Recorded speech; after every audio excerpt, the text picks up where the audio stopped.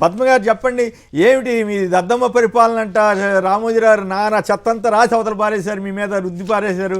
ఏమిటి మీరు నిజంగా ఎవరు దద్దమ్మ పరిపాలన అందిస్తున్నాడు? మరి తెలంగాణలో ఒక రకంగా, ఆంధ్రలో ఇంకో రకంగా రాస్తున్నారు. వీటన్నిటి మీద మీ విశ్లేషణ ఏమిటి? కేసర్ గారు, మీకు ఎల్వికే గారికి, చూస్తున్న ప్రేక్షకులందరికీ కూడా నమస్కారం. ఈనాడు, ఆంధ్రజ్యోతి వాళ్ళ తిప్పలు, వాళ్ళ పాటలు చూస్తుంటే నిజంగా జాలేస్తోంది.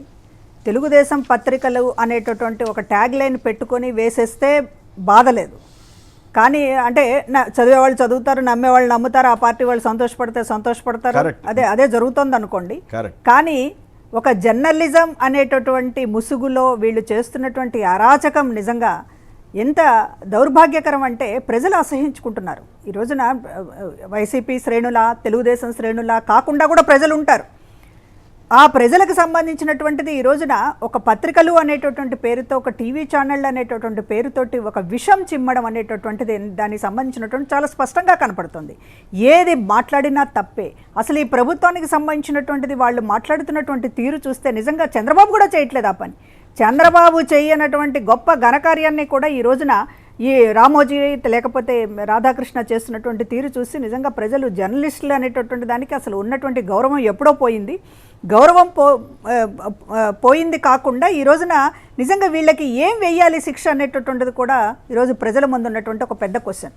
ఎందుకంటే ప్రభుత్వము ప్రతిపక్షము చూసుకుంటాయి రాజకీయంగా, కానీ ఈ రోజున జర్నలిజం అనేటటువంటి పేరుతోటి పత్రికలు నడుపుకుంటూ వీళ్ళు మాట్లాడుతున్నటువంటి తీరు ఇంత అన్యాయంగా, ప్రతిదాన్ని కూడా అభూత కల్పనలు ఒక రకంగా ఎక్కడెక్కడ చెప్తో తీసుకొచ్చి ఇక్కడ అంటగట్టేటటువంటి ప్రయత్నం. జగన్మోహన్ రెడ్డి గారు ఏం చేసినా తప్పే. రాష్ట్రంలో ఎక్కడ ఏ నేరం జరిగినా అది పులివెందులకు అంటగట్టడం, జగన్మోహన్ రెడ్డి గారికి అంటగట్టడం. గత ఎన్నికల్లో కూడా మనం చూసాం. చిత్తూరులో మేయర్కి సంబంధించి, కుటుంబానికి సంబంధించి అనుకుంటాను, ఏదో హత్య జరిగితే అది వెంటనే జగన్మోహన్ రెడ్డి గారి కుటుంబ కలహాలతోటి సొంత కుటుంబ సభ్యులే చేసినటువంటి చంద్రబాబు డైరెక్ట్ గా రెట్లు చేశారని చెప్పి రాశారు. చంద్రబాబు ఆరోపించినట్టున్నాడు, లేకపోతే ఎవరు లేదు. చంద్రబాబు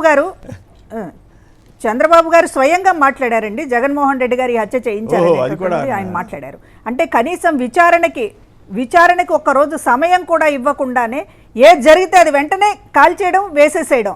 తర్వాత ఏంటి, నిజాలు బయటకు వస్తాయని తెలుసు, వాళ్ళకి ఏం జరిగిందనేది తెలుసు. కానీ ఒక అబద్ధాన్ని ప్రచారం చేసడానికి ఒక 4-5 ఛానల్స్ ఉంటాయి, 2 పత్రికలు ఉంటాయి. కాబట్టి ఒక మాట మాట్లాడితే అది పోతూ ఉంటుంది, దాని పని చేసుకుంటుంది అనేటటువంటి ఒక నైజం ఈ రోజున అబద్ధాలు ప్రచారం చేయడమే టీడీపీకి సంబంధించినటువంటి ఒక పెద్ద ఫిలాసఫీ. కాబట్టి ఆ రకంగా ప్రచారం చేసుకుంటూ వస్తున్నారు. ఒకప్పుడు చెల్లింది కాలం, వాళ్ళ కాలం చెల్లింది. దాన్ని కాకపోతే దాన్నే ఇప్పటికీ నమ్ముకుంటున్నారు. ఈరోజు సోషల్ మీడియా యుగం వచ్చింది. ప్రతిదీ ప్రజల దగ్గరికి చేరుతున్నటువంటి జగన్మోహన్ రెడ్డి గారి స్పీచ్లు కానివ్వండి, జగన్మోహన్ రెడ్డి గారి పరిపాలన కానివ్వండి, ప్రతి ఇల్లు కూడా బేరేజ్ వేసుకుంటోంది. గతంలో చంద్రబాబు నాయుడు ఏం చేశాడు, ఇప్పుడు జగన్మోహన్ రెడ్డి గారు ఏం చేస్తున్నారు. కాబట్టి కాలం మారింది అనేటటువంటి తెలియడం లేదు వాళ్ళకి. అదేదో సినిమా డైలాగ్ చెప్పినట్టుగా బుల్లెట్ దిగింది అనేది వీళ్ళకి తెలియడం లేదు.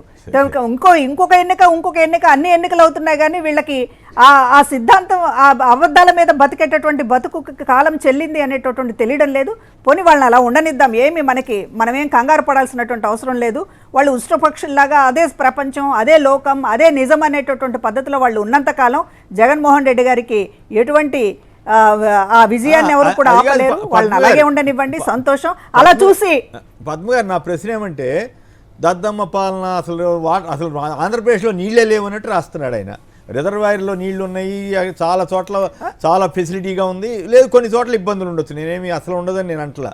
కానీ ఒక్క హామీ నెరవేర్చలేదంట దద్దమ్మ పాలన. మరి 14 ఏళ్ళు చంద్రబాబు గారు సీఎంగా ఉన్నారు కదా, అప్పుడు నీళ్ళన్నీ పారించి ఉంటే, అప్పుడు రిజర్వాయర్లు కట్టి ఉంటే అసలు ఇప్పుడు సమస్య ఉండకూడదు కదా. మరి ఆ మాత్రం కామన్ సెన్స్ లేకుండా రామోజీరావు సంపాదకీయాలు రాయటువంటి, ఇంకో ఆయన ఎవరో దరిద్రపు కొట్టు నక్కరాతలు రాస్తున్నాడు, అది చేసుకున్నారు వీళ్ళు. ఏమిటి ఇంత దరిద్రంగా? ఇది చాలా అన్యాయమైనటువంటి వ్యవహారం అండి. అసలు జగన్మోహన్ రెడ్డి గారిని ఆ క్యారికేచర్ చేస్తున్నటువంటి తీరు చూస్తుంటే, అంటే రాతలు ఎవరు చదవరనేటటువంటి అర్థమైంది. కాబట్టి చూడగానే జగన్మోహన్ రెడ్డి గారి మీద ఒక ఏవగింపు కలిగేటటువంటి పెద్ద పెద్ద బొమ్మల్ని పేజీలు నింపి దేనికి వేస్తున్నారు ఆ పత్రికలు అనేటటువంటిది చూస్తే, అంటే ఆ రాతలు చూసి తెలుగుదేశం పార్టీ వాళ్ళ సంబంధించినటువంటి శ్రేణులు సంతోషపడిపోయి, అవును దరిద్ర పాలన నడుస్తోంది, ఇంకా రాష్ట్రంలో జగన్మోహన్ రెడ్డి గారి పని అయిపోయింది, తమకే అధికారం వస్తుందని పగటకల్లు చివరి చంద్రబాబు నాయుడు గారికి, పవన్ కళ్యాణ్కి, లేకపోతే తెలుగుదేశం పార్టీ నాయకులకి అందరికీ ఆ పగటకల్లు ఎక్కిస్తున్నది ఈ పత్రికలు, ఛానళ్లే.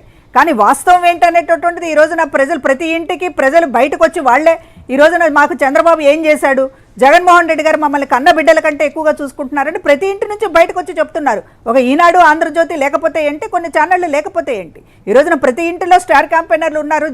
జగన్ గారు చెప్పినట్లుగా వాళ్ళు మాట్లాడుతున్నారు. ఈ రోజున తమకు జరిగిన మంచి ఏంటనేది, నీళ్లు ఎవరిచ్చారనేటటువంటి తెలియదా, అసలు నీళ్లు కానీ, వ్యవసాయ సాగునీళ్లు కానీ, తాగునీళ్లు కానీ, లేకపోతే ప్రాజెక్టులకు సంబంధించినటువంటి విషయంలో కానీ, వ్యవసాయం గురించి కానీ మాట్లాడేటటువంటి అర్హత చంద్రబాబుకు ఉందా?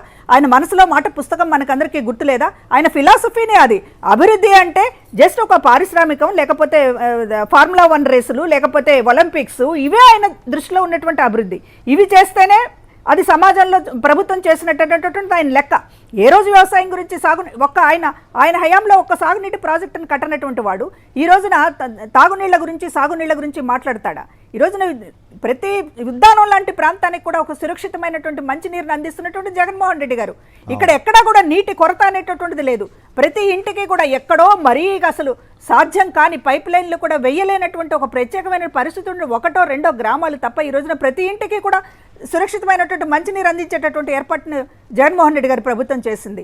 అదేవిధంగా ఈ రోజున అన్నికి సంబంధించినటువంటి విషయాలు, మౌలిక సదుపాయాల విషయంలో ఎక్కడా కూడా ఈ ప్రభుత్వం 5 ఏళ్లుగా ఒక యజ్ఞం చేసినట్లుగా చేయడం జరిగింది. అది వైద్యం కావచ్చు, విద్య కావచ్చు, నీళ్లు కావచ్చు, పేద ప్రజలకి, సామాన్య ప్రజలకి, పల్లె ప్రజలకి ఏది అవసరమో వాటిలో ఏ కొరత లేకుండా ఈ రోజున గ్రామాలకి నేరుగా అందించినటువంటి ఘనత ఈరోజు జగన్మోహన్ రెడ్డి గారి ప్రభుత్వానికి అయితే, చంద్రబాబు నాయుడు గారి ప్రభుత్వంలో చెప్పుకోవడానికి ఏమీ లేదు, గుర్తు చేసుకోవడానికి కూడా ఏమీ లేదు. రైట్. ఇంకా మరొక ముఖ్యమైనది, మనం ముస్లిం రిజర్వేషన్లు తొలగిస్తామని బీజేపీ వాళ్ళు, కేంద్ర హోంమంత్రి అమిత్ షా, అలాగే పీయూష్ గోయల్ వీళ్ళు చెప్పిన దాన్ని మాత్రం ఈనాడు, ఆంధ్రజ్యోతి వేయట్లేదు. అక్కడ ముస్లిం ప్రజల్ని, ఏపీ ప్రజల్ని మోసం చేయాలని ప్రయత్నిస్తున్నారు. అదే తెలంగాణకు వచ్చేసరికి మాత్రం ఫస్ట్ పేజ్లో ప్రముఖంగా వేస్తున్నారు. దాని గురించి కూడా మనం మాట్లాడదాం.